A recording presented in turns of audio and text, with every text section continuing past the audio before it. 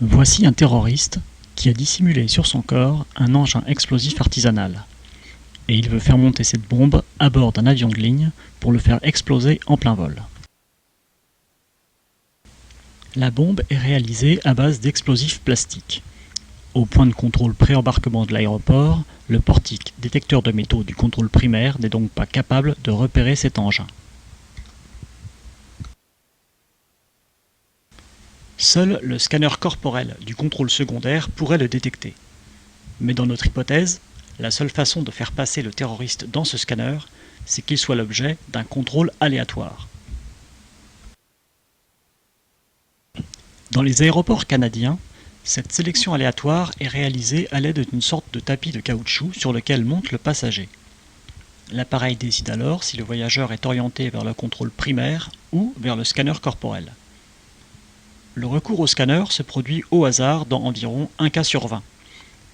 Cette probabilité sera-t-elle suffisante pour dissuader notre terroriste de mettre son plan à exécution? Pour le savoir, j'ai choisi une approche ludique. Dans ce jeu, nous allons simuler la probabilité de 1 sur 20 à l'aide d'un dé à 20 faces. Il va représenter l'algorithme de nombre aléatoire utilisé par le système de sélection des passagers. Et nous aurons également besoin d'un jeu de cartes classique. Dans ce jeu, sélectionnez 19 cartes quelconques. Elles représenteront des voyageurs normaux comme vous et moi. Sélectionnez également le Joker, qui représentera le terroriste porteur de l'engin explosif. Mélangez ensemble les 20 cartes, puis disposez-les sur une table face vers le bas. Nos 20 voyageurs vont maintenant se présenter un à un sur le sélecteur aléatoire de contrôle secondaire. Chaque lancer de dés, dont le résultat sera 1, signifie que le passager concerné sera sélectionné et orienté directement vers le scanner corporel. Pour simplifier le jeu, nous estimons que cela signifie que l'engin dissimulé sera découvert et que le terroriste sera arrêté. Dans la réalité, ce n'est pas aussi simple, mais c'est une autre histoire.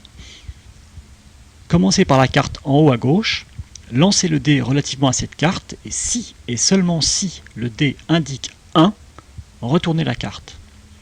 Passez à la carte suivante et lancez le dé pour cette carte. Et ainsi de suite.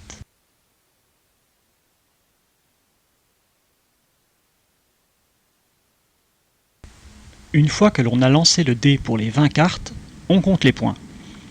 Pour ce faire, on ne s'intéresse qu'aux cartes qui ont été retournées face visible sur la table.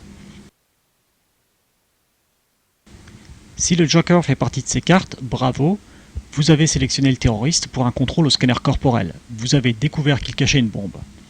Vous marquez 1 point.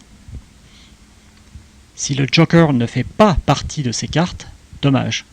Vous n'avez pas pu contrôler le terroriste au scanner corporel, il a passé sans encombre le contrôle primaire, puis il a pris place dans un avion de ligne qu'il a fait exploser en vol. Comptez 200 morts. Vous pouvez recommencer ce petit jeu si vous le souhaitez, mais on s'aperçoit généralement assez vite que ce système de contrôle aléatoire pré-embarquement présente une faille majeure.